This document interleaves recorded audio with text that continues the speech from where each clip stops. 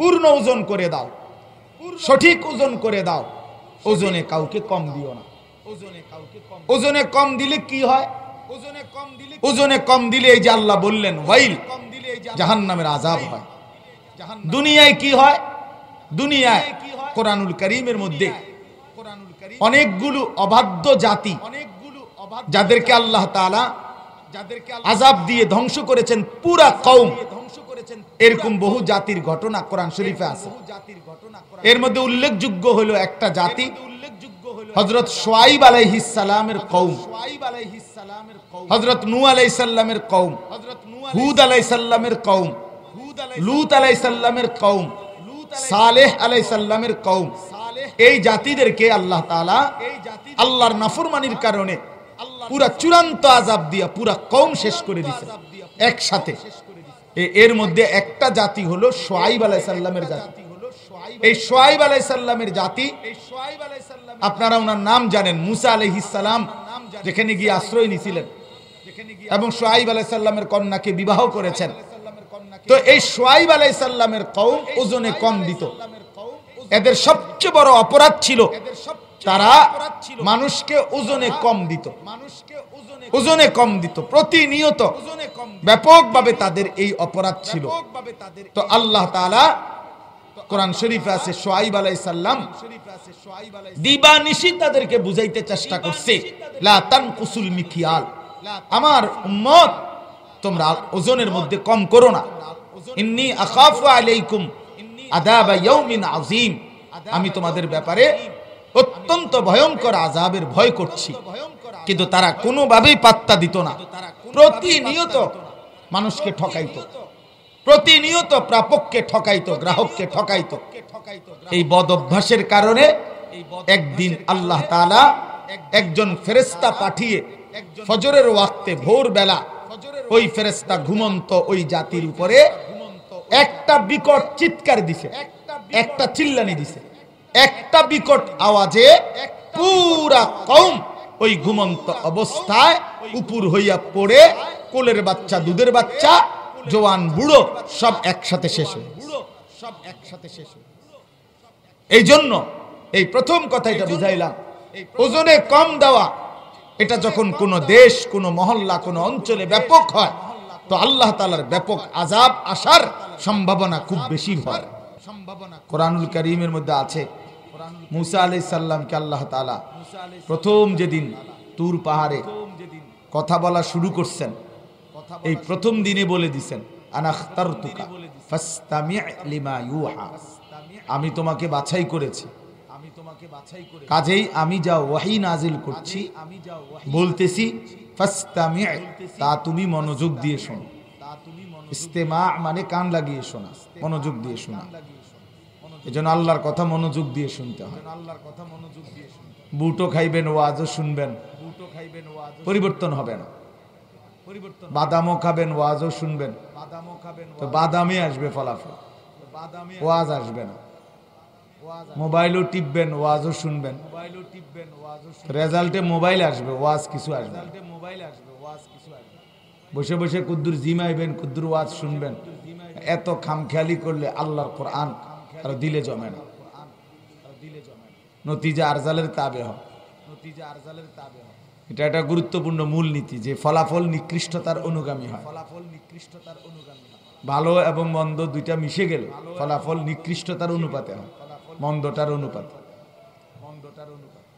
আপনি একদম সহজে বুঝবেন, মনে করেন একটা পানির ট্যাঙ্কি 500 লিটারের, এটার মধ্যে 499 লিটার পানি মোটর দিয়া পুরাইছে, একদম ফ্রেশ পবিত্র পানি, আর 1 লিটার পেশাব দিছে, এই মিললে হয়েছে 500 লিটার।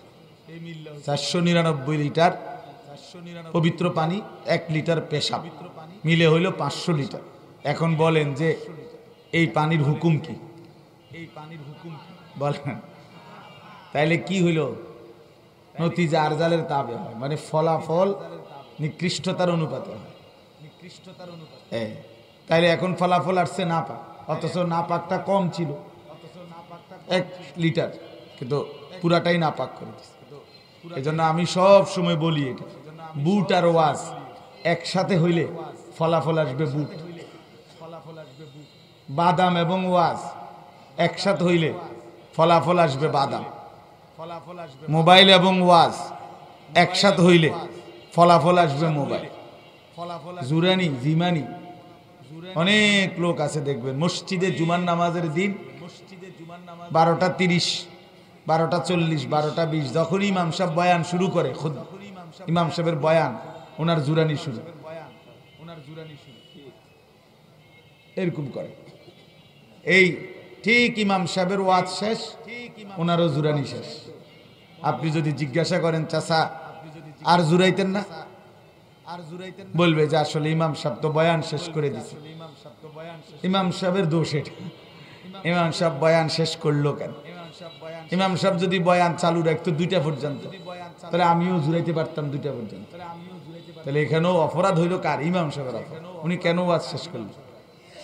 তাহলে এই যে একটা ফালতু অভ্যাস, মনোযোগী না হওয়া।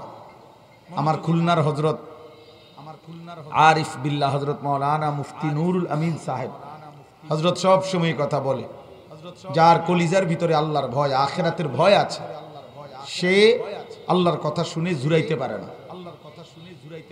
যার কলিজা কাঁপে আল্লাহর ভয়। সাহাবায়ে কেরাম আল্লাহর কথা শুনতেন, কোরআনুল কারীমের মধ্যে স্পষ্ট আছে, তারা আয়ুনাহুম তাফিদু মিনাদ দাম ইযা সামিউ মা উনজিলা ইলার রাসূল। যখনই আল্লাহ রসুলের উপরে কোরআন নাজিল হতো আর সাহাবীরা তা শুনতেন, তো আল্লাহ তাআলা নিজে সাক্ষ্য দিচ্ছে, আমার বন্ধুর সাহাবীদের চোখ দিয়ে অঝরে পানি ঝরে পড়ে, ওনারা কাঁদতে থাকতেন। হযরত ইরবাজ ইবনে সারিয়া, ইরবাজ একজন সাহাবীর নাম, ইরবাজ ইবনে সারিয়া রাদিয়াল্লাহু তাআলা আনহু, তিনি বর্ণনা করছেন নবী সাল্লাল্লাহু আলাইহি ওয়াসাল্লাম আমাদের মাঝে ওয়াজ করলেন, আমাদের হালাত কি হলো? জারাফাত মিনহাল উয়ুন ওয়া ওয়াজিলাত মিনহাল কুলুব, আমাদের চোখ দিয়ে অঝরে পানি ঝরতে লাগলো আর আমাদের দিল আল্লাহর ভয়ে কাঁপতে শুরু করলো। এই ওয়াজের আসর, 2 শব্দ, চোখ দিয়ে পানি ঝরলো, দিল আল্লাহর ভয়ে কাঁপতে শুরু করলো।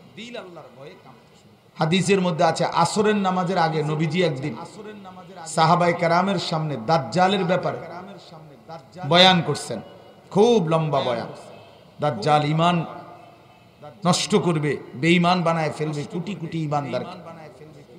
আসরের নামাজ পড়ে নবী সাল্লাল্লাহু আলাইহি ওয়াসাল্লাম মসজিদে নববী থেকে বের হইছেন, মাগরিবের নামাজের পূর্ব মুহূর্তে আবার আসছেন, আয়েশা দেখছেন আসরের নামাজের আগে যেই সাহাবী যেখানে বসা ছিল ঠিক সে ওইখানে ওইভাবে বসে আছে।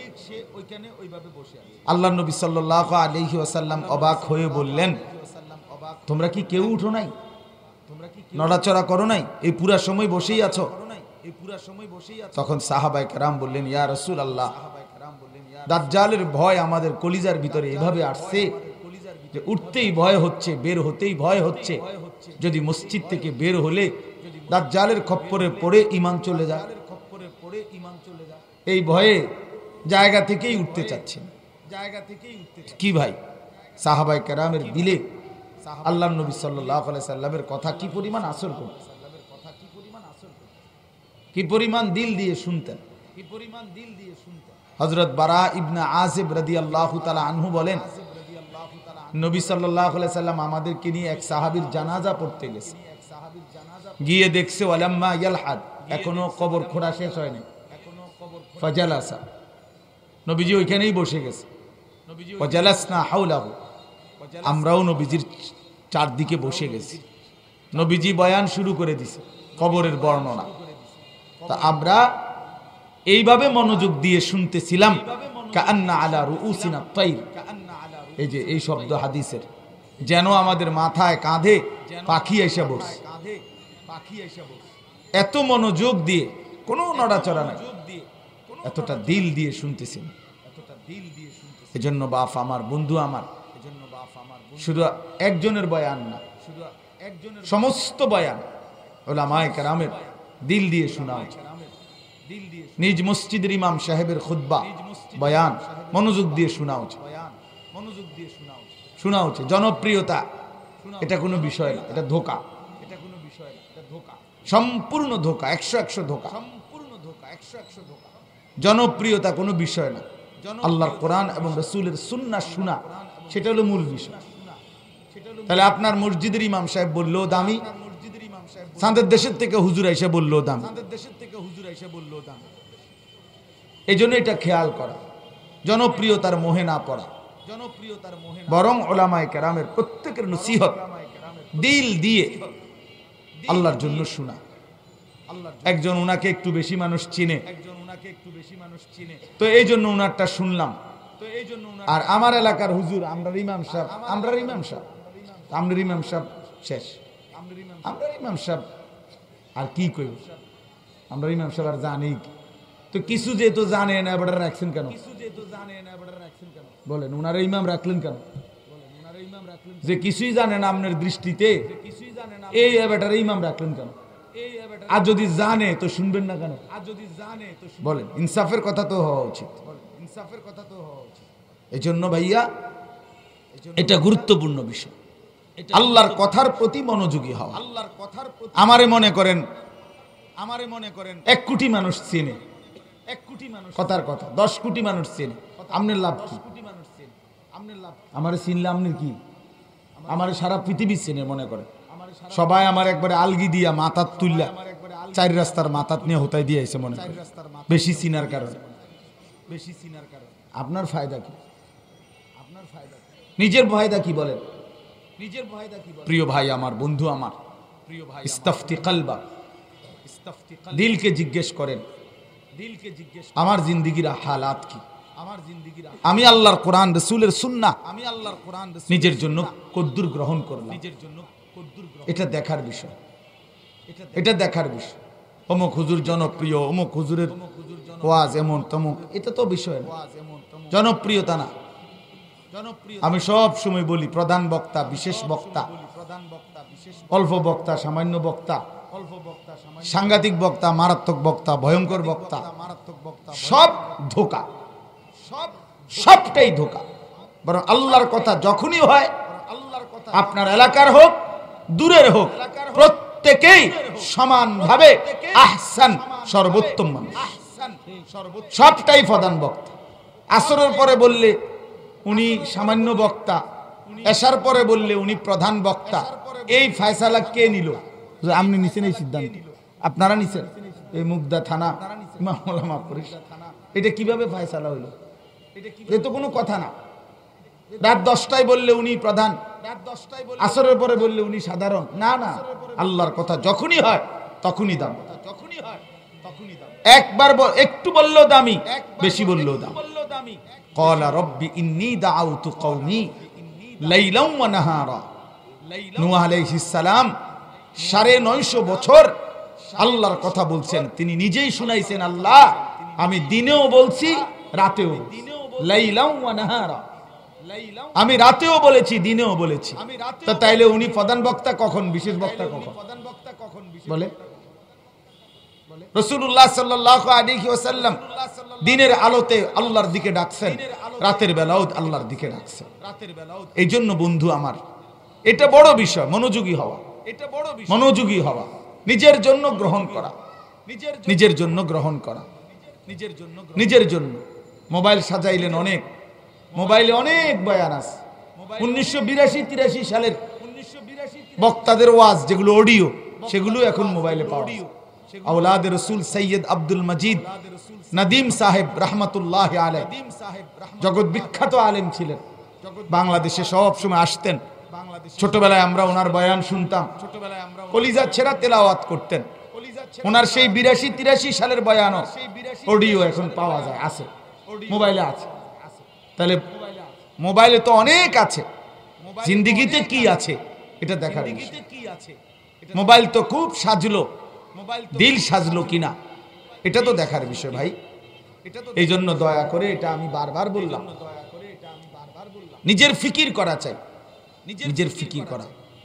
আমার জন্য আমি এই 2 দিনের এত বড় মাহফিল থেকে কি গ্রহণ করলাম, কোন বুঝাপড়া করলেন কিনা নিজের সাথে, মাশাআল্লাহ এই হুজুরের আগামী বছর দাওয়াত দিয়ে ওই হুজুরে দুটা টান দিছে খুব সুন্দর ওই হুজুরে দুটা সিক্কার মারছে উড়ে এলাইছে গরম তো এডি তো আপনি বক্তারে না দিলেন মানে রিপোর্ট দিলেন আপনার কাছে বক্তা ইন্টারভিউ দিছে আপনি ইন্টারভিউর ফলাফল আপনার জন্য কি গ্রহণ করলেন সেটা বলেন কথা বলেন আমি উড়ে এলাইছি না সিরিয়ালাইছি এটা তো পরের খবর নিজের জন্য কি নিলেন এটা জরুরি বিষয় এজন্য আমরা প্রত্যেকেই ইয়া আইয়ুহাল্লাযীনা আমানু আলাইকুম আনফুসাকুম মহান আল্লাহ পাক রব্বুল আলামিন বলেন হে ঈমানদারগণ আলাইকুম আনফুসাকুম তোমরা প্রত্যেকেই নিজেকে আঁকড়িয়ে ধরো আলজিমু আনফুসাকুম নিজেকে মজবুত ভাবে ধরো গড়ো সাজিয়ে তোলো ইয়া আইয়ুহাল্লাযীনা আমানু কু আনফুসাকুম ওয়া আহলিকুম নারা হে ঈমানদারগণ নিজেকে জাহান্নামের আগুন থেকে বাঁচাও এবং পরিবারের সদস্যদেরকে জাহান্নামের আগুন থেকে বাঁচাও আলাদাভাবে বলছেন আল্লাহ কু আনফুসাকুম নিজেকে জাহান্নামের আগুন থেকে বাঁচাও অতএব বাপ নিজের ফিকির করা চাই নিজের দিকে যত্নবান হওয়া অসংখ্য কিশোর তরুণ নওজোয়ান নিজের ব্যাপারে যত্নবান না সে বুঝতেই চায় না তার জিন্দেগীর কদর তার এই হায়াতের কদর তার এই যৌবনের কদর সে বুঝতেই চায় না আল্লাহ তাআলা তাকে যৌবনের এই উত্তম সময় মাঝখানের এই টাইমটা দিছিলেনই আখিরাত গড়বার জন্য শেষ বয়স আল্লাহ আখিরাত গড়বার জন্য দেয় না এটা পার করা কোন রকম কিন্তু মূল জীবন গঠন আখিরাত গঠন জান্নাতের জীবন অর্জন এর উত্তম মোক্ষম সময় তো ছিল যৌবন কিন্তু অসংখ্য ছেলে জানেই না একটা মোবাইল একটা মোটরসাইকেল একজন মেয়ের সাথে সম্পর্ক দিন রাত অশ্লীল ছবি নর্তকীর ছবি উলঙ্গ দৃশ্য জিনা ব্যভিচারের দৃশ্য এই অসৎ বন্ধুদের আড্ডা এরই মাঝে নিজের এই সুন্দর যৌবন 14, 16, 18, 20, 25 বছরের এই অসাধারণ হায়াতটা শেষ করে হায় হায় আফসোসের বিষয় আফসোসের বিষয় আফসোসের বিষয় এজন্য নিজের প্রতি যত্নবান হওয়া চাই নিজের ব্যাপারে খেয়াল করা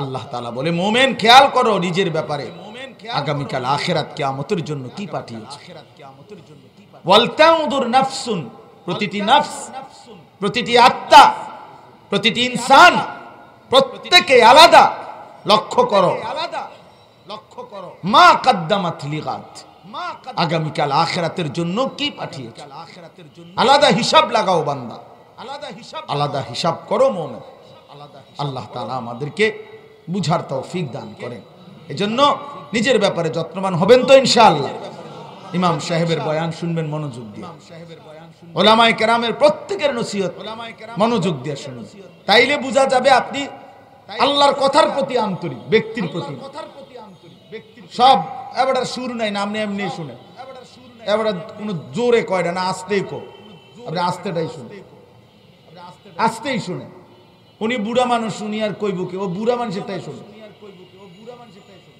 বুড়া জওয়ান লইয়ে কথা না আল্লাহর কথা হচ্ছে সেটার প্রতি কি হওয়া মনোযোগ আল্লাহ তাআলা আমাদেরকে তৌফিক দান করেন চলেন আমার কথায় ফিরে আসি তাতফিফ এই শব্দটা সূরার নাম অর্থ হইল এর প্রথম অর্থ স্বাভাবিক অর্থ হইল যে ওজনে কম দেওয়া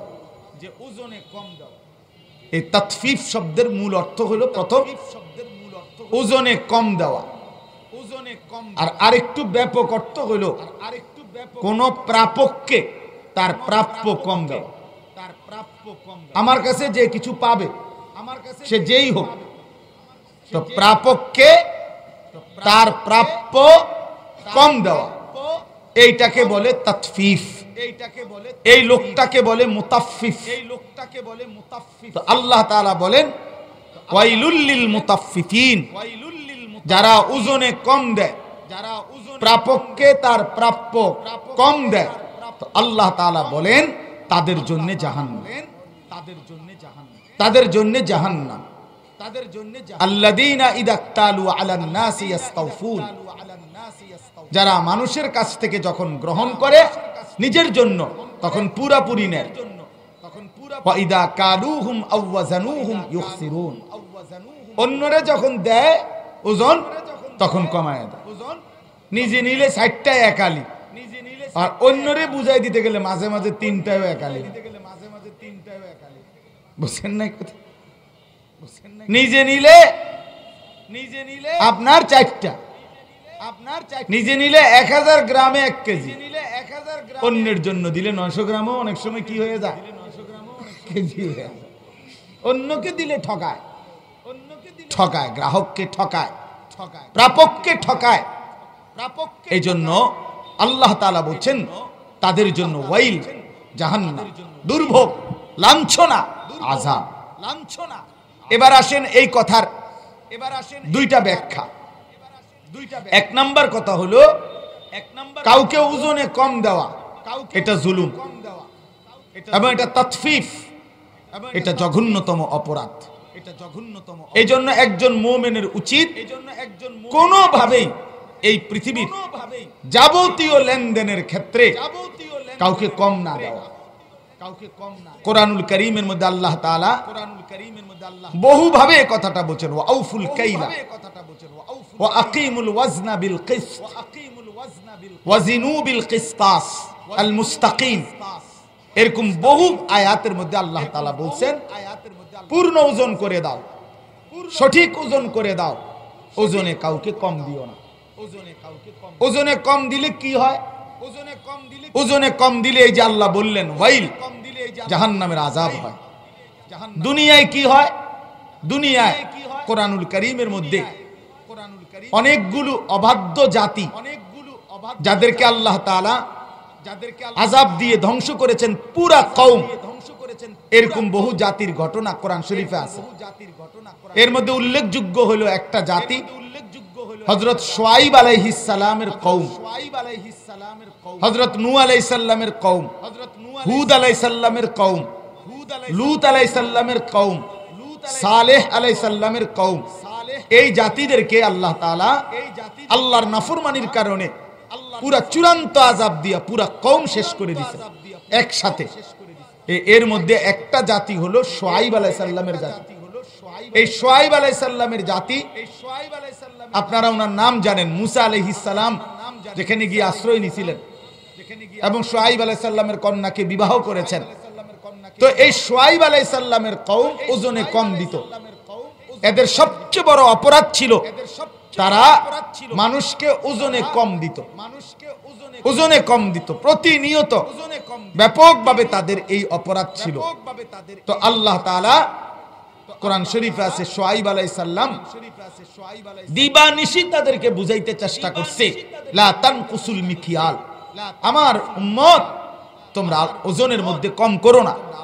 ইন্নী আখাফু আলাইকুম আযাবা ইয়াউমিন আযীম, আমি তোমাদের ব্যাপারে অত্যন্ত ভয়ঙ্কর আযাবের ভয় করছি। কিন্তু তারা কোনোভাবেই পাত্তা দিত না, প্রতিনিয়ত মানুষকে ঠকাইতো, প্রতিনিয়ত প্রাপককে ঠকাইতো, গ্রাহককে ঠকাইতো। এই বদ অভ্যাসের কারণে একদিন আল্লাহ তাআলা একজন ফেরেশতা পাঠিয়ে ফজরের ওয়াক্তে ভোরবেলা ওই ফেরেশতা ঘুমন্ত ওই জাতির উপরে একটা বিকট চিৎকার দিছে, একটা চিল্লানি দিছে, একটা বিকট আওয়াজে পুরা কওম ওই ঘুমন্ত অবস্থায় উপর হইয়া পড়ে, কোলের বাচ্চা, দুধের বাচ্চা, জওয়ান, বুড়ো সব একসাথে শেষ হয়ে। এই জন্য এই প্রথম কথা এটা বুঝাইলাম, ওজনে কম দেওয়া এটা যখন কোন দেশ, কোন মহল্লা, কোন অঞ্চলে ব্যাপক হয় তো আল্লাহ তাআলার ব্যাপক আযাব আসার সম্ভাবনা খুব, দুনিয়াতেই আযাব আসার সম্ভাবনা। এই জন্য যারাই আমরা, মানুষ মাত্রই লেনদেন করে, মানুষ সমাজবদ্ধ জীব, মানুষ একাকী জিন্দেগি চালাইতে পারবে না। আমি কিছু দিব, সে আমাকে কিছু দেবে, এই লেনদেন না হলে, মুআমালাত না হলে মানুষের জিন্দেগি একদিনও চলবে না। তাহলে এই সমাজে বসবাস করতে হলে আমাকে আপনাকে প্রতিনিয়ত মুআমালা, লেনদেন করতেই হবে। আমি টাকা দেব, সে আমাকে মাল দিবে, আমি মাল দেব, সে আমাকে টাকা দিবে, আমি পণ্য দিব, সে মূল্য দিবে। এইভাবেই কি যুগ যুগ ধরে চলতেছে। অতএব ইসলামের একটি গুরুত্বপূর্ণ মূলনীতি এটা যে মুআমালাত, এই লেনদেন, এখানে কাউকে না ঠকানো। রাসূলুল্লাহ সাল্লাল্লাহু আলাইহি ওয়াসাল্লাম তিনি বলছেন, আল্লাহর নবী সাল্লাল্লাহু আলাইহি সাল্লাম একদিন মদিনার বাজারে, নবী সাল্লাল্লাহু আলাইহি সাল্লাম নিজে এক দোকানদার গম স্তূপ দিয়ে রাখছে। আল্লাহর নবী সাল্লাল্লাহু আলাইহি সাল্লাম এই গমের স্তূপের মধ্যে নিজে হাত ঢুকাইছেন, ভিতর থেকে তিনি বের করে আনছেন ভিজা গম, অথচ উপরের গমগুলো শুকনা। আল্লাহর নবী সাল্লাল্লাহু আলাইহি সাল্লাম বললেন, তাহলে তো তুমি উপরের এই শুকনা গমগুলো দেখাইয়া ভিজাগুলাও তো ওই উপরের শুকনার দামেই তো বিক্রি করবা, তাইলে তুমি তো তোমার কাস্টমারকে ঠকাইলা, কাস্টমারকে ধোঁকা দিলা। তো আল্লাহর নবী সাল্লাল্লাহু আলাইহি সাল্লাম বলেন, মান গাশশানা ফালাইসা মিন্না। এই ক্ষেত্রে বলছেন যে ধোঁকা দেয় সে আমার উম্মতের অন্তর্ভুক্ত নয়, সে আমার উম্মত না, আমি তারে চিনি না, সে আমার নয়। ফালাইসা মিন্না, এক সাফ কথা, তোরে আমি চিনি না, নাফরমান, যা, তুই আমার উম্মত না। এজন্য ধোঁকা না দেওয়া, এজন্য ধোঁকা না দেওয়া, কোনোভাবেই না, কোনোভাবেই না। এক মুসলমান, আল্লাহর নবী সাল্লাল্লাহু আলাইহি ওয়াসাল্লাম বলেন, আত-তাজিরুস সাদুকুল আমিন মা'আন নাবিয়্যিন ওয়াস সিদ্দিকিন ওয়াশ শুহাদা ওয়াস সালিহিন। যেই ব্যবসায়ীর মধ্যে দুইটি অভ্যাস সর্বদা থাকে, এক আস-সাদুক, সর্বদাই সত্যবাদী, চেনা অচেনা সবার কাছেই সত্য বলে। দুই আল আমিন, বিশ্বস্ত, যেটা বলছে এটাই দিছে। মাল বলছে 1 নম্বর, দিছে 6 নম্বর। মাল বলছে জাফানি, দিছে সানা। কথা বুঝছেন কিনা বলে? অর্থাৎ এরকম করে না, বরং বিশ্বস্ত, যা বলছে তাই, যা বলছে তাই। তো আল্লাহর নবী সাল্লাল্লাহু আলাইহি সাল্লাম বলেন, এমন সত্যবাদী বিশ্বস্ত ব্যবসায়ী কিয়ামতের দিন নবী, সিদ্দিক, শহীদ, আউলিয়াদের সাথে হাসরে দাঁড়াবে। অতএব এই বিষয়টার প্রতি যত্নবান নাও আমার বাপ, আমার ভাই। জিন্দেগি আমরা উপার্জনের জন্য নয়। আজকের ইউরোপ, আজকের পুঁজিবাদ, আজকের ক্যাপিটালিজম আমাদের মাথায় এটা ঢুকাইছে, আমাদের এই ভদ্র সমাজের অগণিত মানুষের মাথায় এই কথা বসাইছে যে ম্যান ইজ ইকোনমিক্যাল অ্যানিম্যাল, মানুষ অর্থনৈতিক প্রাণী। আমাদেরকে এটা বুঝাইছে আজকে দুশ্মনে যে আমরা জীবনে পৃথিবীতে বেঁচে থাকার অর্থই হলো উপার্জন। আমরা আসছি শুধু কামাই করার জন্য দুনিয়া। না বন্ধু আমার, না বাপ আমার, আমরা উপার্জনের জন্য পৃথিবীতে শুধু দুনিয়া কামাই করব, শুধু টাকা রোজগার করব, শুধু সম্পদ উপার্জনের বিভিন্ন পন্থা, দুনিয়া রোজগারের বিভিন্ন ভদ্রচিত বিভিন্ন নিয়ম কানুন, বিভিন্ন পড়ালেখা, এতটুকুই করব না। এতটুকুর জন্যই আল্লাহ তাআলা আমাদেরকে বানান নাই, বানান নাই আল্লাহ আমাদেরকে। আমরা এটা বুঝে নিছি, যার কারণে এই পুঁজিবাদ, এই ক্যাপিটালিজম আমাদের মাথায় ঢুকায় দিছে। উপার্জন মুখ্য বিষয়, কামাই করা বাড়াও, শুধু হালাল হারাম, বৈধ অবৈধ, জায়েজ না জায়েজ এই নিয়ে মাথা ব্যথা বলতে কিছু নাই। এটা চিন্তা করবা না। সুদ হোক, ঘুষ হোক, কিস্তি হোক, লোন হোক, যেমনে পারো দুর্নীতি কইরা, চুরি কইরা, ডাকাতি কইরা অসংখ্য কোটি কোটি টাকা জমা করো, এটাই জীবনের সফলতা। অথচ আল্লাহর কসম, এটা বেইজ্জতি ছাড়া, লাঞ্ছনা ছাড়া আর কিছুই মিলবে না। কোন হারামখোর সম্মানিত হয় না, কোন সুদখোর, কোন ঘুষখোর, কোন বাটপার, কোন অবৈধ উপার্জনকারীকে মানুষ সম্মান করে না, করে না, করে না, করে না। আমি বললাম, ক্ষমতা দেখাইলে তাৎক্ষণিক সামনে হয়তো জি স্যার, জি স্যার বলে, কিন্তু পিছনে আমি নিজ চোখে দেখছি। আমি সবার ব্যাপারে বলি না, কিন্তু আমি নিজ চোখে দেখছি। একবার এক লোক তার সামনের এই লোকটারে বলল, মনে 5 মিনিটে 50 বার বলছে জি স্যার, জি জি জি জি জি জি জি জি, এতে শুধু জি এ কইয়া গেল। 5 মিনিটে না হয়তো 50 বার বলল। ওই লোকটা সরল, এইখানে দাঁড়াইয়া বলতেছে, হুজুর মন্ডা চাইছে ফাঁসাতে একটা লাত্তি দিই। আমি কোমা কিও কোন আস্তাগফিরুল্লাহ। আপনি দিয়ে এই মাত্র জি স্যার কইতে কইতে জান শেষ করে লেলেন, এখন আবার কোন ফাসাদ লাথি দিবেন? এই তখন ওই লোকটা বলছে যে হুজুর কাট্টা সুদখোর, এই শব্দ এটা কইছে, কাট্টা সুদখোর, হারামখোর। তো ইজ্জত কোথায়? কথা বলেন না, এটা ইজ্জত হইল? এক কর্মচারী যদি তার বসকে বলে কাট্টা সুদখোর, তো তোর ইজ্জত কোথায়? তোর সম্মান কোথায় বেটা? যেন কোন হারামখোর সম্মানিত হয় না, কোন অবৈধ উপার্জনকারী সম্মানিত হতে পারে না। আল্লাহর নবী সাল্লাল্লাহু আলাইহি সাল্লাম বলেন, লা ইয়াদখুলুল জান্নাতা জাসাদুন গুযিয়া বিল হারাম। যে শরীর রক্ত মাংস গোশত হারাম দ্বারা হয়েছে, হারামের উপার্জন দ্বারা, আল্লাহর কসম নবী বলেন ওই শরীর, ওই দেহ জান্নাতে প্রবেশ করবে না। লা ইয়াদখুলুল জান্নাহ, ওই দেহ জান্নাতে ঢুকবে না।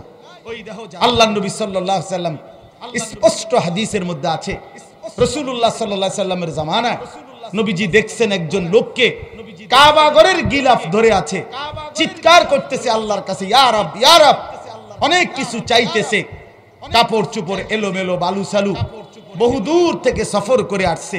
কিন্তু আল্লাহর নবী সাল্লাল্লাহু আলাইহি সাল্লাম নিজে বলছেন, সাহাবীদের দিকে তাকায়া বলে, দেখো মাতামুহু হারাম, মাশরাবুহু হারাম, গুযিয়া বিল হারাম, ফাআন্না ইউস্তাজাবু লা। এই সাহাবীরা দেখো, এই নাফরমান যা খাইছে তা হারাম, যা পান করছে তা হারাম, তার শরীরের গোশতগুলো হইছে যা তা হারাম দ্বারা, হারাম রোজগার দ্বারা, ফাআন্না ইউস্তাজাবু লাহু। কাবা ঘর মাথাত লইয়া লাইলো, দোয়া কবুল হবে কিভাবে? ফাআন্না, কিভাবে দোয়া কবুল হবে? এজন্য হারাম করের দোয়া কবুল হয় না, হারাম উপার্জনকারীর দোয়া কবুল হয় না। সবচেয়ে ভয়ঙ্কর কথা হলো বাপ, আমি এই প্রসঙ্গটা এই কথাই শেষ করতে চাই। এই প্রসঙ্গটা সবচেয়ে ভয়ের বিষয় হলো, আমি নিজে হাদিসের ব্যাখ্যার মধ্যে পড়ছি, যে এই অভিভাবক তার গোটা ফ্যামিলিটাকে, বউ বাচ্চাগুলোকে এই হারাম রোজগার দ্বারা, এই সুদের টাকা, ঘুষের টাকা, কিস্তির টাকা, এই অবৈধ ধোঁকা, মিথ্যা প্রতারণা, ওজনে কম দিয়া ঠকাইয়া, বাটপারি সিটারি করে, বিভিন্ন ধান্দাবাজি করে রোজগার করলো, তো সে তো পুরা ফ্যামিলিকে এইগুলো দিয়ে খাওয়াইলো। তো এই পুরা ফ্যামিলির গোস্ত রক্ত হইল এই হারামের দ্বারা। তো এই নাফরমান পুরা ফ্যামিলিটাকে জাহান্নামের জন্য রেডি করে, ওই পুরা ফ্যামিলিকে বরবাদ করে দিবে। এই জন্য প্রথম কথা এটা, যে কোনোভাবেই হারাম রোজগার না করা, হারাম রোজগার না করা। আল্লাহ নবী সাল্লাল্লাহু আলাইহি সাল্লাম বলেন দুইটা জিনিস, আরে একটা জিনিস, সেটা হলো হালাল রোজগার, হালাল খাবার। এটা আল্লাহ তাআলা ১৬ লক্ষ নবীকেও এই আদেশ করেছেন, সমস্ত ঈমানদারকেও এই আদেশ করেছেন। ইয়া আইয়ুহার রাসূল কুলু মিনাত তাইয়্যিবাত। আল্লাহ কোরআনে বলেন, হে আমার সমস্ত রাসূলগণ হালাল খাও। আবার আল্লাহ তাআলা ঈমানদারদেরকেও বলছেন, ইয়া আইয়ুহাল্লাযীনা আমানু কুলু মিন তাইয়্যিবাতি মা রাযাকনাকুম, আমার দেওয়া হালাল রিজিক খাও। হে ঈমানদার, তাহলে যেই আদেশ, ইন্নাল্লাহা আমারাল মুমিনিনা কামা আমারা বিহিল মুরসালিন, নবীজি বলেন আল্লাহ তাআলা রাসূলদেরকে যেই হুকুম করেছেন, ঈমানদারদেরকেও সেই একই হুকুম করেছেন। হালাল, এ ব্যাপারে কোনো কম্প্রোমাইজ নাই, হালালের ব্যাপারে কোনো আপনার কোন রকমের সহমর্মিতা, কোনোভাবেই এক্ষেত্রে আপনি কোনো নয়সয় করলে হবে না। নবীদেরকে আল্লাহ বলছেন, আমাদেরকেও বলছেন। আল্লাহ তাআলা আমাদের প্রত্যেককে হালাল রোজগারের প্রতি যত্নবান হওয়ার তৌফিক দান করেন।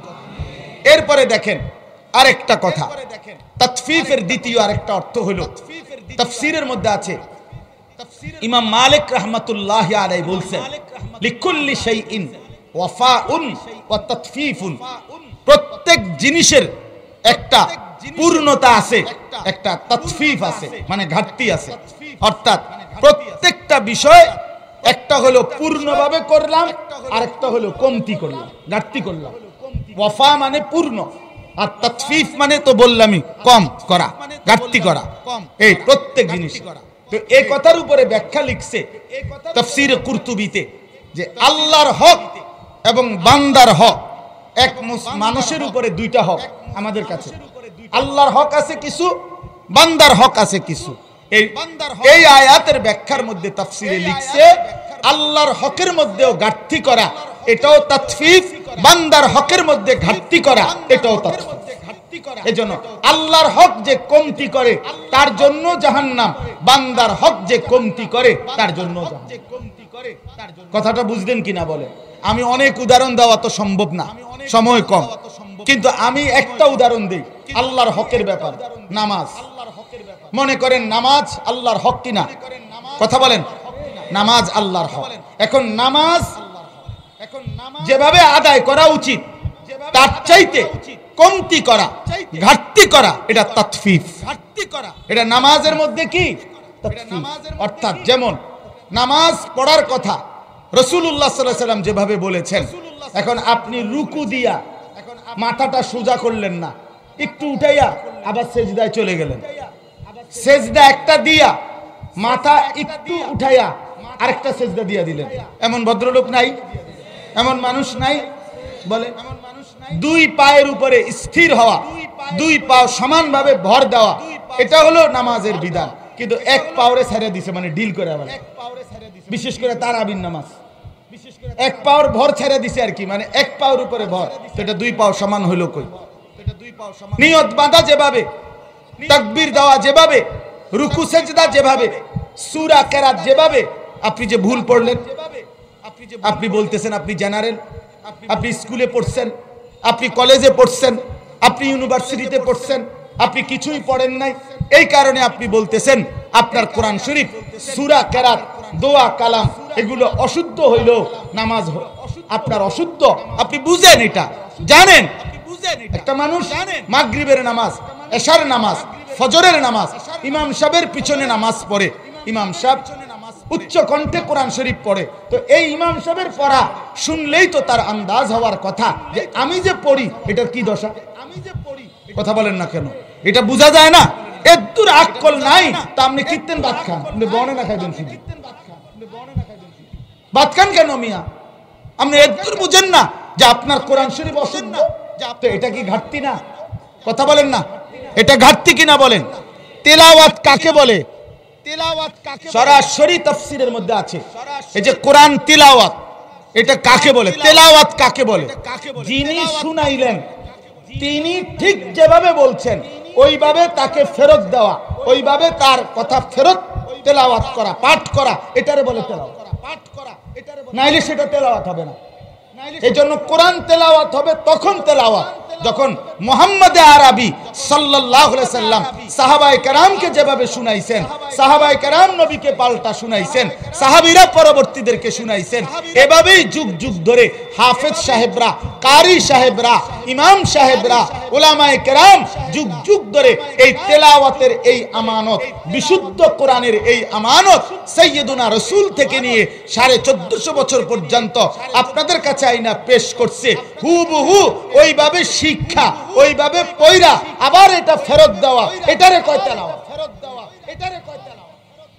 এটারে কয় তেলাওয়াত। শব্দ হলো লিউযহিরাহু আলা দ্বীন কুল্লি।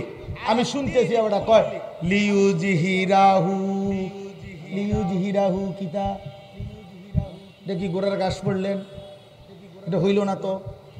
তাইলে বলেন শব্দ তো হলো আলহামদু, আপনি তো করেন আলহামদু, আপনি এটা কি বললেন? শব্দ তো হলো কুল হুয়াল্লাহ, আপনি তো বললেন কুল হুয়াল্লাহ, কুল হুয়াল্লাহ। তো যেটা যেভাবে উচ্চারণ করার কথা ওইভাবে উচ্চারণ করতে হবে, নাই তো এটা ঘাটতি। রুকু ঠিক মতো করলেন না, সেজদা ঠিক মতো করলেন না, নামাজের প্রত্যেকটা আত্তাহিয়াতু, দুরুদ শরীফ, দোয়ায়ে কুনুত এগুলো ঠিক মতো করলেন না, বিশ্বাস করেন এটা তাতফিফ, এটা আপনার নামাজের ঘাটতি। আল্লাহর হকের মধ্যে ঘাটতি করলেন, জাহান্নামের জন্য অপেক্ষা করেন, জাহান্নামের জন্য অপেক্ষা করেন। হযরত ওমর রাদিয়াল্লাহু তাআলা আনহু, আপনি এখন গিয়ে দেখেন, কারো ঘরে যদি তাফসীরে মাআরিফুল কোরআন থাকে আপনি দেখেন এই আয়াতের ব্যাখ্যায় হযরত ওমর রাদিয়াল্লাহু তাআলা আনহু একদিন দেখছেন একজন লোক নামাজের মধ্যে রুকু সেজদায় কমতি করছে, সাথে সাথে ডাক দিয়ে বলেন লাকাদ তাফফাফতা, অবশ্যই তুমি তাতফিফ করেছো, অবশ্যই তুমি নামাজের মধ্যে কি করেছো? ঘাটতি করেছো, কমতি করেছো। এই জন্য প্রিয় বাপ, এখানে দুইটা কথা। এক নাম্বার কথা হলো যারা নামাজ পড়েন না তাদেরকে নিয়ে তো কোনো আলোচনা না, যারা নামাজ পড়েন আপনাদেরকে বলছি, যারা নামাজ পড়েন আপনাদেরকে বলতেছি, আপনারা নামাজের ক্ষেত্রে আরো যত্নবান হন। আপনাদের রুকু, আপনাদের সেজদা, আপনাদের সূরা, আপনাদের দোয়া, আপনাদের কালাম, আপনাদের বাকিগুলো এগুলো ঠিক করতে হবে। আপনারা জেনারেল শিক্ষিত বলে স্কুল পড়ুয়া ভাই আমার, কলেজ পড়ুয়া ভাই আমার, বন্ধু ইমানদার মুসলমান হইলে আপনি কোরআন শরীফ অশুদ্ধ পড়া আখিরাতের মুফতি পাবেন না। আপনি জেনারেলে পড়ছেন না, মাদ্রাসায় পড়ছেন, এটা আমার দেখার বিষয়। আপনি কোরআন শুদ্ধ করতে হবে। আপনি মুসলমান কিনা সেটা বলেন। মুসলমান হলে আল্লাহর কোরআন শুদ্ধ করতে হবে, আল্লাহর কোরআন শুদ্ধ করতে হবে। মনে রাখেন, আমার এটা আমার ব্যক্তিগত একটা কথা, যে মুসলমান আল্লাহর কোরআন দেখে দেখেও পড়তে পারে না, আমার দৃষ্টিতে সাইয়া সাইয়াও কোরআন শরীফ যে শুদ্ধ পড়তে পারে না, আমার ব্যক্তিগত কথা হলো সে বোবা, বোবা, বোবা বেটা, তুমি বেটা বোবা। বাকি কথা না বললেও তুমি দুনিয়া খাইতে পারতা। বোবা মানুষ যারা, বাস্তবিক অর্থেই যারা বোবা, তারা ভাতও খায়, ঘুমও যায়, পেশাব পায়খানাও করে, বিয়েও করে, বাচ্চাও হয়। তো তাহলে তো বোঝা গেল দুনিয়া ভোগ করার জন্য কথা না বললেও চলতো। নয়তো বোবা মানুষে খায় কেমনে? কথা বলেন না কেন? বোবা মানুষে বিয়ে করলো কেমনে? বোবার বাচ্চা হলো কেমনে? বোবা পেশাব পায়খানা করে কেমনে? তাহলে বোঝা গেল দুনিয়া ভোগ করার জন্য কথা না বললেও চলতো। আচ্ছা, বাংলা, অঙ্ক, ইংরেজি, জেনারেল সব পড়া দামি, সব পড়া দরকার। আমরাও পড়ছি, আমরা জেনারেলও পড়ালেখা শেষ করছি, কুমিল্লা ভিক্টোরিয়া কলেজ থেকে মাস্টার্স পাস করছি। এই জন্য বলতেছি, আমি বাদ দিচ্ছি না, কিন্তু বুঝাইতে চাচ্ছি ওইগুলো পড়া, এই জেনারেলের সবগুলো পড়া না হলেও দুনিয়া চলতো, দুনিয়া চলতো। অসংখ্য অগণিত মূর্খ বকলম নাম দস্তখত করতে জানে না, তারা এই দুনিয়া ভোগ করতেছে। তারার বাড়ি, গাড়ি, নারী, ক্ষমতা, প্রভাব, প্রতিপত্তি, মাতবরি সব আছে, সব আছে, কিন্তু নামও দস্তখত দিতারে না। কোনান দিয়ে টিপসই দিব হইতে এইটাও বোঝে না, ওই আরেকজনে আঙ্গুল দইরা তারপরে এরম ব্যাককল। কিন্তু দুনিয়া কোটি কোটি কোটি টাকার মালিক নাই এমন? আপনার যদি বলে আপনার বাড়িতে না, আমার বাড়িতে আসেন, আমার গাড়ি আপনার নিয়ে যাবো, দেখাবো, আমগো এলাকায় আছে, আমগো এলাকায় আছে, কোটি কোটি টাকার মালিক, হাজার কোটি টাকার মালিক, মূর্খ। তাহলে দুনিয়া ভাইয়া এমনিতেই ভোগ করা যায়, কিন্তু আখিরাত, জান্নাত বিশুদ্ধতা ছাড়া, আমলের শুদ্ধতা ছাড়া, আল্লাহর গোলামি ছাড়া, কোরআন ছাড়া, জিকির ছাড়া, বন্দেগী ছাড়া, তিলাওয়াত ছাড়া, বিশুদ্ধ ইবাদত ছাড়া, আল্লাহর কসম আখিরাতে এক ঢোক পানিও পান করা যাবে না, এক ঢোক পানিও। এজন্য আপনি এটারে খামখেয়ালি মনে করেন না। দুনিয়া এমনিই মিলে যায়, দুনিয়া এমনিই মিলে, আখিরাত এমনিই মিলে না, আখিরাত এমনিই মিলে না। আপনারা অনেক মানুষের কলিজার ভিতরে এটা যারে মারতো না, আমরা যেহেতু সাধারণ মানুষ, আমরা টিসুরা কেরাতে এরম হইলেই সারবো, আর এরা হুজুর মানুষ, হেরাটা হেরা ঠিক করুক। তাহলে আমি হুজুর মানুষ, আমি বেহেশতে যাইতে হইলে আমার সূরা, কেরাত, দোয়া, কালাম, ওযু, নামাজ সব 100 বিশুদ্ধ হইতে হবে। আর আমনে বেহেশতে যাইতে হইলে সূরা, কেরাত অশুদ্ধ হইল, রুকু, সেজদা অশুদ্ধ হইল, আমনে বেহেশতে যাইতে পারবেন? বেহেশতের ব্যাপারে এই দ্বিমুখী নীতি হইল কেন? কথা বলেন না, কারণ এই বেইনসাফি বেহেশতের ব্যাপারে আপনারা কে বুদ্ধি দিল? এটা কে বললো এটা? অতএব মুসলমান মাত্রই তার প্রতিটি ইবাদত কি হইতে হবে? বিশুদ্ধ হইতে। কি হইতে হবে বলেন? এই সকল আমল আল্লাহর কাছে কবুল হওয়ার জন্য দুই জিনিস জরুরি। এক, বিশুদ্ধ হওয়া। দুই, আল্লাহর জন্য হওয়া। এক নাম্বার হলো সালেহ, বিশুদ্ধ হইতে হবে। দুই নাম্বার হলো ইখলাস, আল্লাহর জন্য হইতে হবে। এই দুই জিনিস মিললে ইবাদত কবুল হয়। যার আমল আল্লাহর জন্য করছে কিন্তু অশুদ্ধ হবে না, শুদ্ধ করছে কিন্তু মানুষকে দেখানোর জন্য, তাও হবে। দুইটা একসাথে হইতে হবে। আল্লাহ আমাদেরকে বুঝার তৌফিক দান করে। আরেকটা হলো এবার বান্দার হকে, ওই যে বললাম ত্রুটি করা, কমতি করা, এইটাও একজন মুমিন আপনার যদি করেন তাহলে আপনার জন্য জাহান্নাম।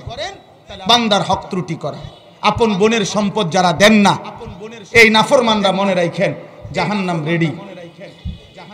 আপন ফুফুর সম্পত্তি যারা দেন নাই তাদের জন্য জাহান্নাম রেডি, জাহান্নাম রেডি।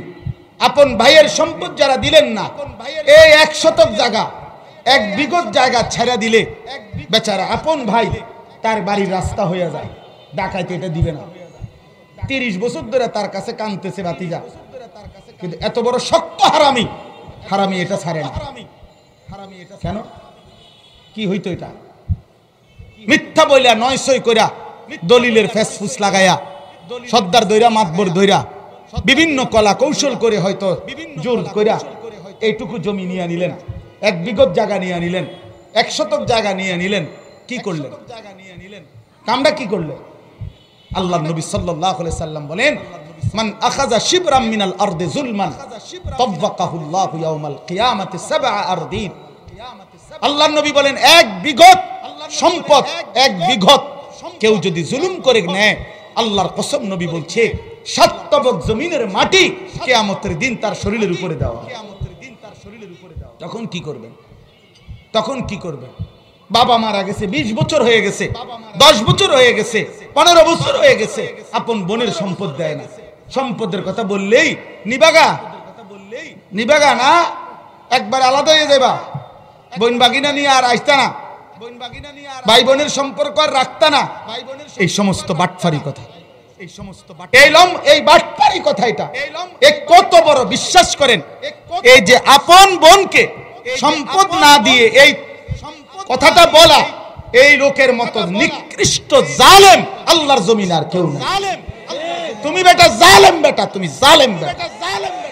সে কি পরিমাণ জালেম চিন্তা করেন, যে সে বুঝাইতে চায় আমার গ্রামের, আমার মহল্লার যেই কোনো মানুষ যদি আমার ঘরে দুগা ভাত খাইতে হয় তাইলে এমনি খাইতে পারবে, কোনো অসুবিধা নাই, কিন্তু আপন বোন বাগিনা তারা যদি আমার ঘরে ভাত খাইতে হয় তাইলে সম্পত্তি দিয়ে রাখতে তারপরে ভাত খাইতে হবে। তোর মতো জালেম এই সমাজে আছে বেটা। তুই আপন বোন বাগিনা তোর ঘরে খানা খাইতে হইলে বাপের জমি দিয়া খাইতে হবে, এত বড় জালেম কেমনে হইলি বেটা? এত বড় জুলুম কেমনে করলা? কার জন্য রাখলা?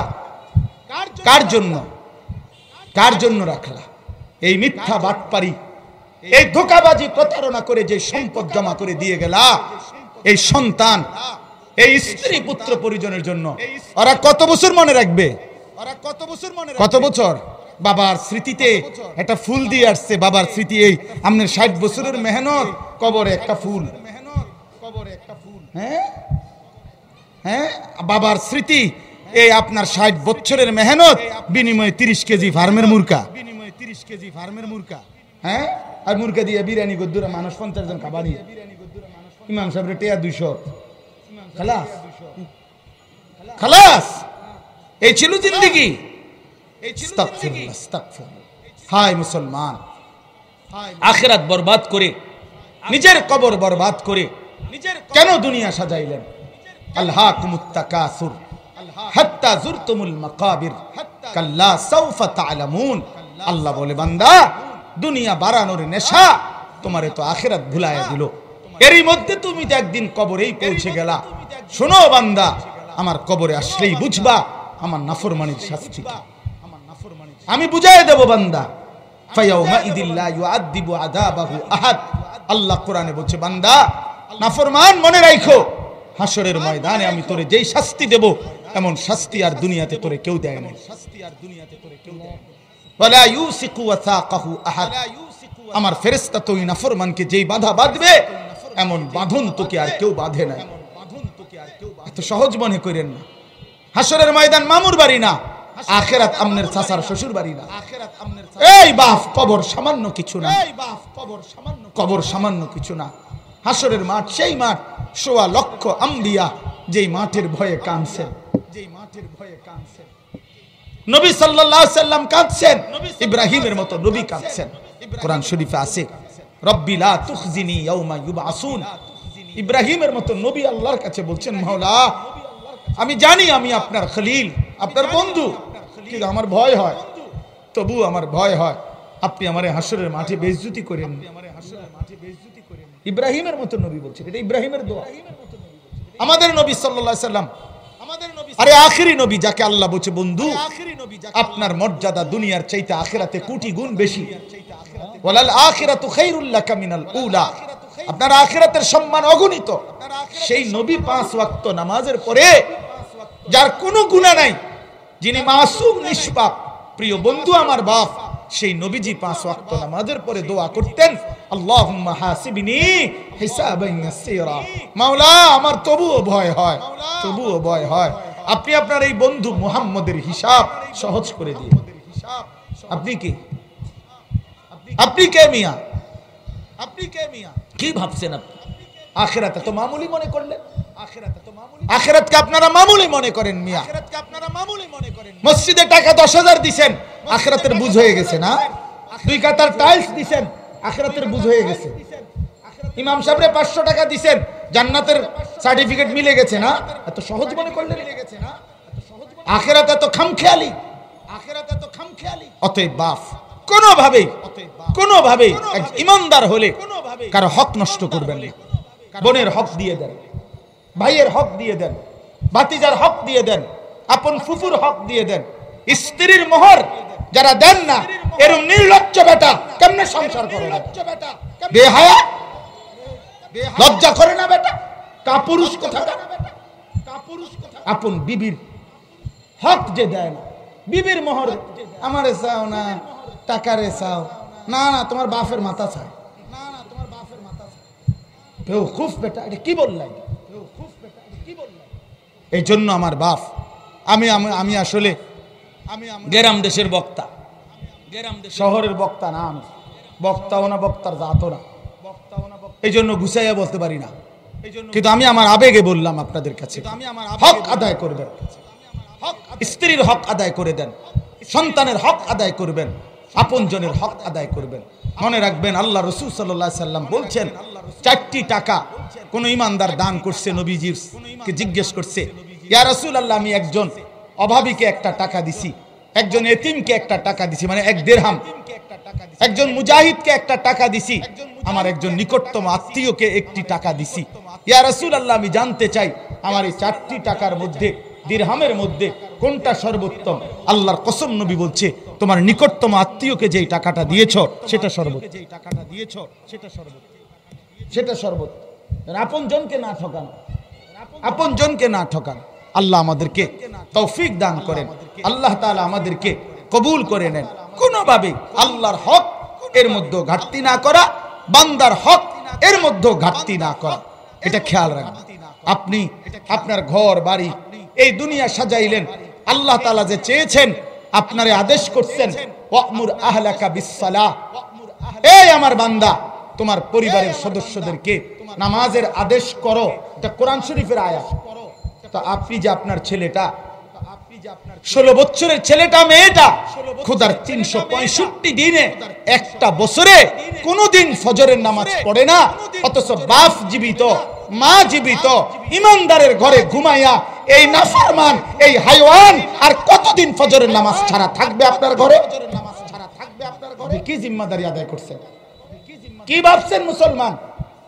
কি মনে করলেন? কি আপন সন্তান, আরে নাফরমান বাবা কেমনে মাইনা নিলেন? আমার ছেলে খোদার একটা বছরে কোনদিন ফজরের নামাজ পড়ে না, এ মুসলমানের বাচ্চা কেমনে? ইমানদারের সন্তান হলো কিভাবে এটা বলেন?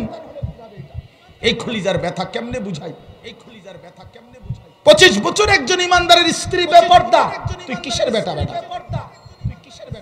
যার স্ত্রী বেপরদা, যার মেয়ে বেপরদা, আল্লাহর কসম ওই পুরুষ বেগায়রত, আত্মসম্মানহীন, আত্মমর্যাদাহীন, তার কোনো আত্মমর্যাদা নাই, তার কোনো আত্মসম্মান নাই। ওই পুরুষকেই বলে দাইয়ুস, যার স্ত্রী বেপরদা, যার মেয়ে বেপরদা, যার বউ বাচ্চার জন্য নিজ খরচে, নিজ সিদ্ধান্তে নাচ গান, নাটক, সিনেমা, অশ্লীলতা, বেহায়াপনা, নোংরামি, অসভ্যতা, টেলিভিশন, নাটক, গান, বাদ্য, এটার অনুমোদন ব্যবস্থাপনা করে যেই পুরুষ, আল্লাহর কসম নবী তাকে বলছে দাইয়ুস, দাইয়ুস, দাইয়ুস, তার জন্য জান্নাত হারাম, হারাম, হারাম বেটা, হারাম, হারাম, হারাম জান্নাত। বেড়িতেরে দাইয়ুস কয় না, মনে রাখেন, বেড়ইতেরে কয়। দাইয়ুস মহিলাকে বলে না, দাইয়ুস বলে পুরুষকে। অভিভাবক যিনি, যিনি জিম্মাদার, দাইয়ুস আল্লাযী ইউকিররু আহলাহু আল খুবুস, এটা হাদিস। নবীজি বলছে দাইয়ুস কে, যে তার পরিবারের স্ত্রী সন্তানের জন্য অশ্লীলতা নাফরমানিকে স্বীকৃতি দিচ্ছে। গায়ে লাগলে মাফ করে দিয়েন, কিন্তু সংশোধন হন। আপনি কেমন, এতটুকু আত্মসম্মান থাকবে না আমার?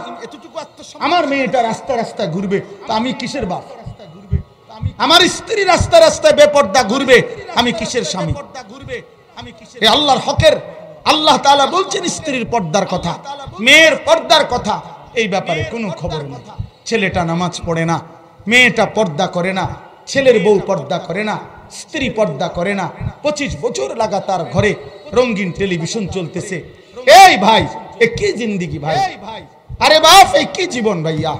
এই নওজোয়ান, তোমার হাত ধরে বলি যুবক, তুমি এতটা নষ্ট কেমনে হয়ে গেল? 1 বছরে কোনোদিন নামাজ পড়তে মন চায় না? মানুষের বাচ্চা এত বড় পাষাণ হইলা কেমনে? কোন মার ঘরে জন্ম নিলা? কোন মার ঘরে জন্ম নিলা?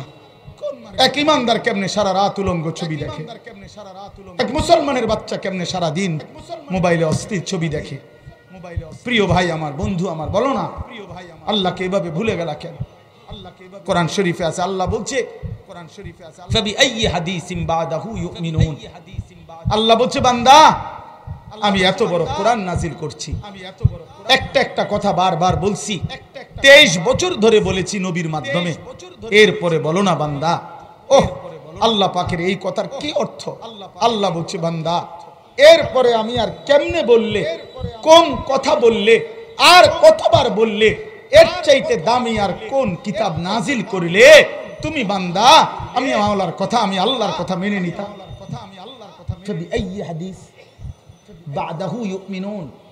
বলো ভাইয়া, 80 বারের চাইতে বেশি নামাজের কথা আল্লাহ বলছেন, আর কতবার বললে নামাজ পড়তেন? 89 বার কোরআনে আল্লাহ বলছে, 89, 8, 9, 89 বার ইয়া আইয়ুহাল্লাযীনা আমানু, হে ঈমানদারগণ, হে ঈমানদারগণ, এই শব্দটা 89 বার আছে। আর কতবার ডাক দিলে মালিকের ডাকে সাড়া দিতেন? বলবে বন্ধু, উম্মতের আমলনামা দেখা, নবী সাল্লাল্লাহু আলাইহি সাল্লাম উম্মতের আমলনামা দেখবে ভাইয়া, দেখা যখন দেখবে 30 বছর সুদের লেনদেন, 30 বছর ধরে মিথ্যা বলছে, 30 বছর ধরে হারাম উপার্জন, 30 বছর ঘরে রঙিন টেলিভিশন, 30 বছর স্ত্রীর বেপর্দা, ছেলেটা কোনোদিন ফজরের নামাজ পড়ে না, মেয়েটা কোনোদিন ফজরের নামাজ পড়ে না, আল্লাহর কসম এই আমলনামা দেখা নবীজি চোখের পানি ছেড়ে দিবেন আর বলবেন, উম্মত, আমি সেই রাসূল 23টা বছর যিনি প্রতিদিন রাত এশার পর থেকে ফজরের আগ পর্যন্ত তোদের জন্য চোখের পানি ফেলে কাঁদছিলাম, আমি সেই নবী। আমি তায়েফের পাথরের আঘাতে পিঠ আমার চালনির মতো ছিদ্র হয়ে গেছে, আমার রক্তে জমিন ভিজে গেছে, আমার উহুদের দান শহীদ করা রক্তে জমিন ভিজে গেছে, আমি বেহুশ হয়ে পড়েছিলাম, আমি ক্ষুধার কষ্টে পেটে পাথর বাঁধছিলাম, আমার ঘরের চুলায় 3 মাস আগুন জ্বলে নাই, আমি এতটা কাঁদলাম, এত রক্ত ঝরাইলাম, এতটা ক্ষুধার কষ্ট সইলাম, 23টা বছরের বিনিময়ে উম্মত কি আমলনামা আমারে দেখাইলি? বলে বলে আমি শ্রেষ্ঠ নবী, তুমি আমার শ্রেষ্ঠ উম্মত, তুমি আমার শ্রেষ্ঠ, আমি এই আমলনামা নিয়ে আমার মালিকের সামনে কেমনে দাঁড়াবো? তোমার জন্য আমি কেমনে সুপারিশ করব? বলেন ভাইয়া, কোন বাপ যদি 6 বছর ছেলেটাকে মেডিকেলে পড়ায়, 6 বছর 50 লাখ 1 কোটি টাকা খরচ করলো, বিনিময়ে 6 বছর পরে যদি রেজাল্ট আসে ফেল, এই বাপ কি পরিমাণ কাঁদবে? এই মা কি পরিমাণ কাঁদবে? বাপ, তুই আমার 6 বছরের, 4 বছরের, 10 বছরের এতগুলি টাকা, এত কষ্ট, এত মেহনত, তোর জন্য আমি ভিটা বেচে ফেলছি, জমি বেচে ফেলছি, তোর জন্য আমি আমার জিন্দেগি শেষ করে টাকা সব জমা দিছি, বিনিময়ে এই কি রেজাল্ট আনলা? নবী সাল্লাল্লাহু আলাইহি সাল্লাম তো জিজ্ঞেস করবে যে উম্মত এটা কি আমলনামা আনলা? প্রিয় ভাই আমার, গুনাহ আর নাফরমানি করে নিজেরে চালাক মনে করেন না।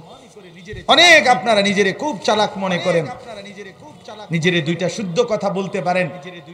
এক সেট সোফা, চারটা বক্স খাট, দুইটা ওয়াল শোকেস, দুইটা ফ্রিজ আর একটা এসি, আর কয়েক ডজন চায়ের কাপ, কাচের প্লেট, লবণের বাটি, আর ভিতরে অ্যাটাচড বাথরুম আর টাইলস, এই কদ্দুর জমাইয়া আর কিছু ভাত মাছ চাল ডাল খাইতেছেন, খালাস জীবনের খুব তৃপ্ত মনে করে ফেলছেন, অনেক কিছু পাইয়া লাইছেন, দুনিয়া অনেক কিছু করে ফেলছেন। এই সব মিলাইয়া 1 কোটি টাকার মাল হবে না। এতটুকু পাইয়া অনন্তকালের আখিরাত ছেড়ে দিলেন, আখিরাত বাদ দিয়ে দিলেন, ভুল করলেন। দুনিয়া খুব বেশি ভোগ করেন নাই। আমরা মানুষ যে পরিমাণ দুনিয়া ভোগ করি, জন্তু জানোয়ার এর চাইতে বেশি দুনিয়া ভোগ করে। একটা হাতি একদিনে, গবেষকদের কথা হলো, 250 কেজি খাবার খায়, 90 লিটার পানি পান করে। একটা তিমি এক লোকমায় 200 জন মানুষের সমপরিমাণ খাবার খায়। বাঘ কোনোদিন ফাঙ্গাস খায় না, তেলাপিয়া মাছ খায় না। বাঘ সারা জিন্দেগি গোশত খায়, সিংহ সারা জিন্দেগি গোশত খায়, সে কোনোদিন ভিন্ন তরকারি খায় না। আপনি কি দুনিয়া ভোগ করলেন? এই সামান্যটুকু দুনিয়ার জন্য আখিরাত ছেড়ে দিলেন। ছেলেটা 1 ওয়াক্ত নামাজ পড়ে না, আপনি কথাও বলেন না। 16 বছর ছেলেটারে পড়াইলেন, এই মুসলমান 12 বছর ছেলেটারে পড়াইলেন, আপনি কি বুঝলেন আর ছেলেটা কি বুঝলো? দুনিয়ার এতগুলো বই পড়লেন, আল্লাহর কোরআন কেন পড়তে পারেন না? ছেলেটাও কেন পড়তে পারে না? আপনিও কেন পড়তে পারেন না? সব মনে রাখলেন, বাংলা, অঙ্ক, ইংরেজি, পদার্থ, জীববিজ্ঞান, রসায়ন বিজ্ঞান, উচ্চতর গণিত, তথ্য যোগাযোগ প্রযুক্তি, একবার ক্লাস করাইলেন, একবার হাউস টিউটর রাখলেন, একবার কোচিং সেন্টারে পাঠাইলেন, একবার তার জন্য রাত গভীরে নাস্তা রেডি করে রাখলেন। এত কিছু করলেন, একটা বারও কেন মনে করলেন না যে আমার মালিকের কোরআন, আমি মুসলমানের সন্তান, আমার সে কেন পড়তে পারে না? এটা কেন মনে হলো না বাপ? কেন মনে হলো না? বলেন, আল্লাহকে ভুলে গেলেন কেন? বলেন, আখিরাতকে ভুলে গেলেন কেন? কোরআনকে ছেড়ে দিলেন কেন? দুনিয়া কি পাইলেন? কাফের বেঈমান যেটুকু দুনিয়া পাইছে, এটুকু দুনিয়ার পাইবেন না আপনারা। দুনিয়া আল্লাহ এমনি খাইতে দিছে। কুলু ওয়া তামাত্তাউ কালিলান ইন্নাকুম মুজরিমুন। আল্লাহ বলছে নাফরমান খাও, এটা আল্লাহ বলছে নাফরমান খাও, দুনিয়া ভোগ কর, কুলু খাও, ওয়া তামাত্তাউ কালিলান, কিছু সময়ের জন্য দুনিয়া ভোগ করো। শুধু মনে রাখিস নাফরমান, ইন্নাকুম মুজরিমুন, তুই নাফরমান। খা, এখন খা, নাস্তা খা, শুধু খেয়াল রাখিস বেঈমান ফজরের নামাজ পড়স নাই, কথায় দূর মনে রাখিস। রাত 10টায় খাইতে বসছ নাফরমান, খা, শুধু মনে রাখিস এশার নামাজ পড়ো নাই, বাকিটা আমি দেখবো। আল্লাহ বলছে আমি খানা দুনিয়া আটকাবো না, খানা আমি কুকুর বিড়ালরাও খাওয়াই, কিন্তু আখিরাতে আমি বুঝাপড়া করব, কবরে আমি বুঝাপড়া করব, হাসরের ময়দানে আমি বুঝাপড়া করব। বন্ধু আমার, বাপ আমার, আমার কথা শেষ। আমি আপনাদের কাছে অনুরোধ করছি, জিন্দেগি সুন্দর করেন, আখিরাতকে ফিকির করেন।